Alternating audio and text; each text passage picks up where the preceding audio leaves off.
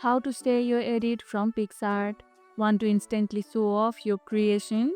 Here's how to share it right from Picsart. After finishing your edit, click the export button.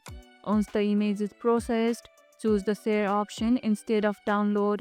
You'll see direct share buttons for platforms like Instagram, Facebook, Pinterest, or email. Click your platform of choice, log in if prompted, and add a caption if needed. Picsart will handle the image formatting and send it directly. Which platform do you usually share your edits on? Let me know in the comments below. Always preview the final edit before sharing to make sure everything looks perfect. And that's how you can share your edit from Picsart. And if this video helped, hit the like button, share it, subscribe, and leave a comment. Thanks for watching, and I'll see you in the next one.